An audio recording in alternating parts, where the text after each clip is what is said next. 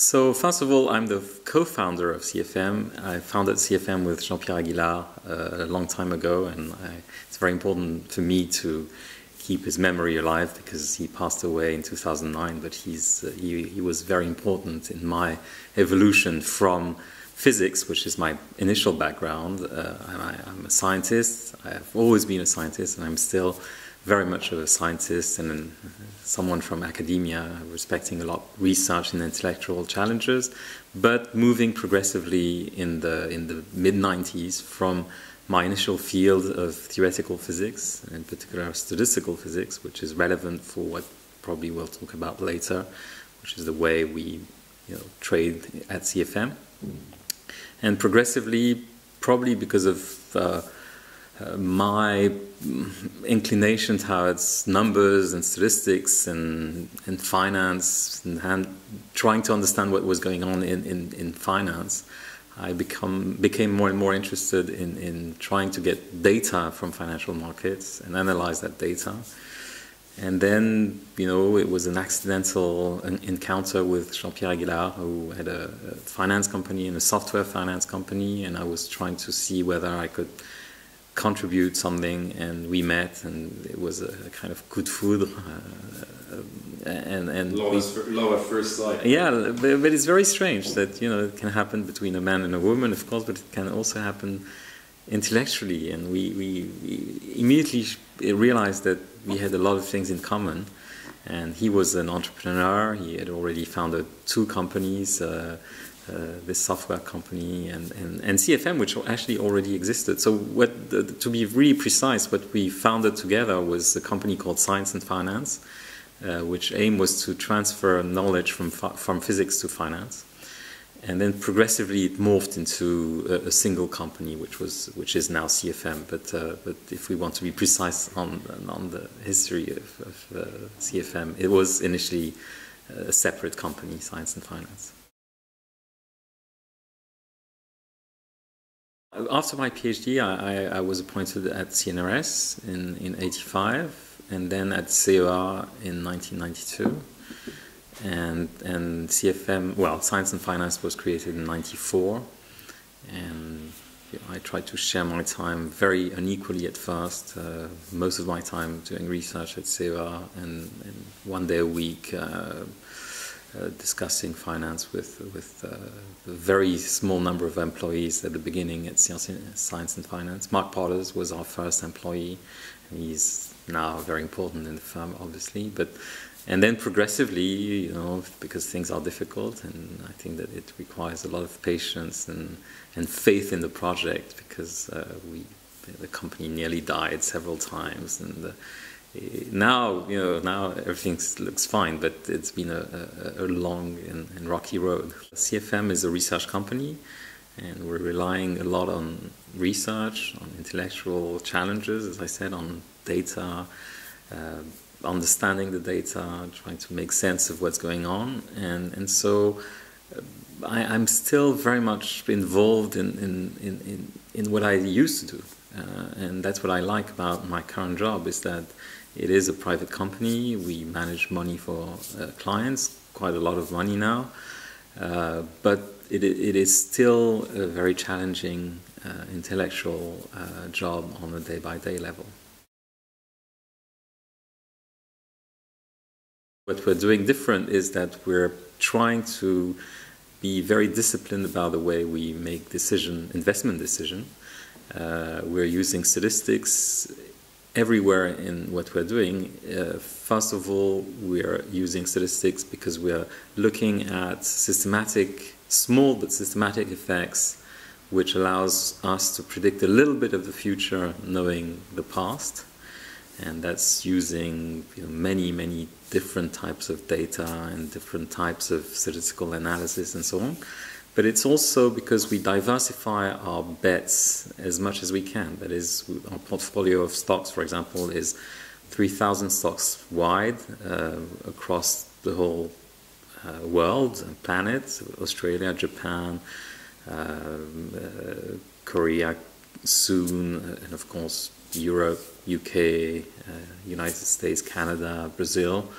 And so even if we have a very small probability to be right on any given bet. By making a lot of bets, we hope to extract some signal out of a huge amount of noise. So that's why we're doing it. Is the signals are very small, obviously, otherwise people would exploit them.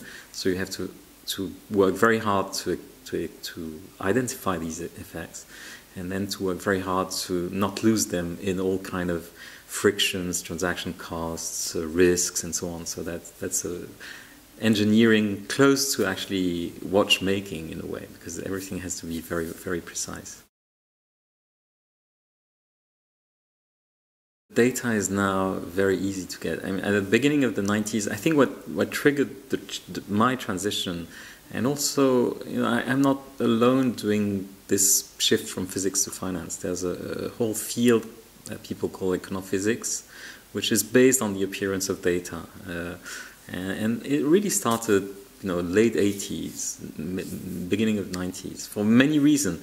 I guess one of the reasons is that computers were at that point powerful enough to handle sufficiently large data sets quickly, so that one could make statistical analysis easily.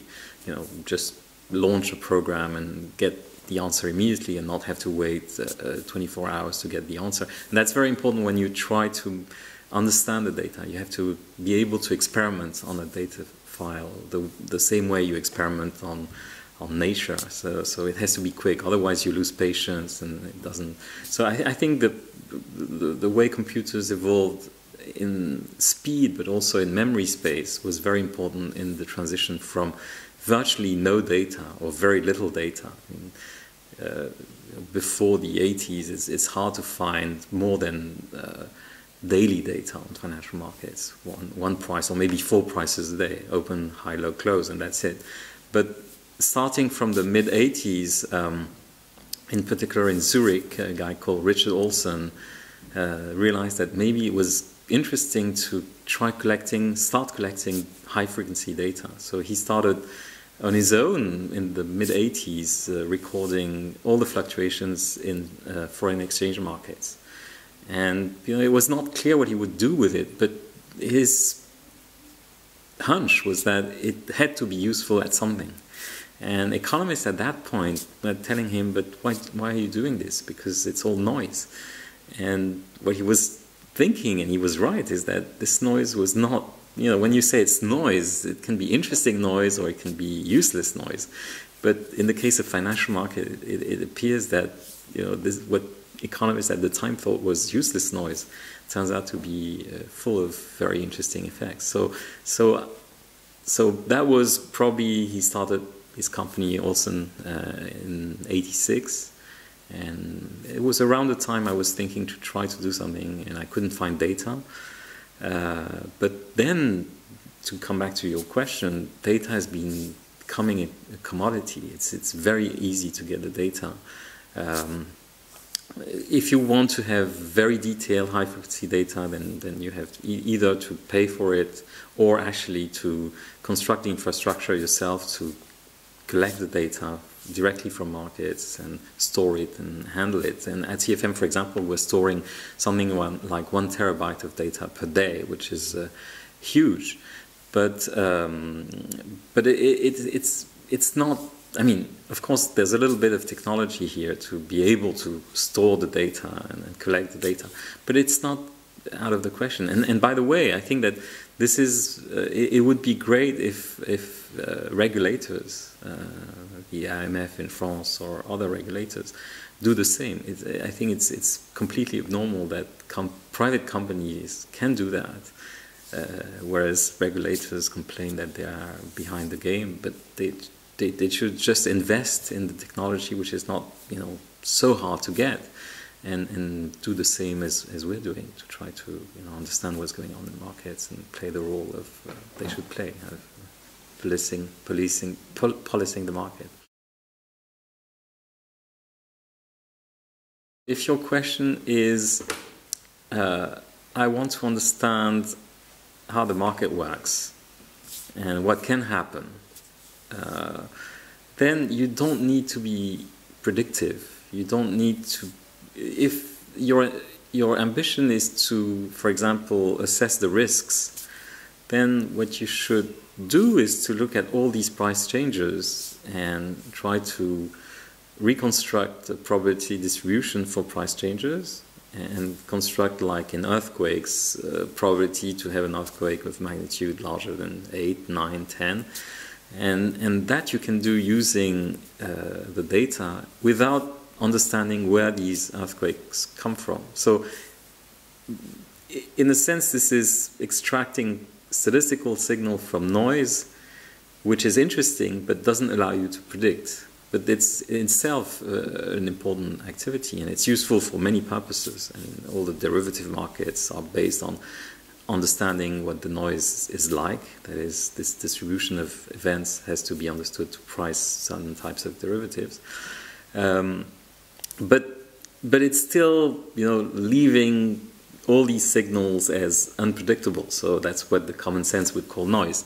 But then in the middle of all this noise and impossible to predict phenomena, there's a little, very small signal, which is what is going to happen tomorrow. So in this amount of data, noisy data, if your ambition is to try to predict something, then you have to work harder than just identifying these earthquakes I was talking about and their relative probabilities. And you have to find something stronger, which, although it exists, it's still very weak. And, as a kind of rule of thumb, maybe you can predict with 51% chance of success what's going to happen, but not much more than that.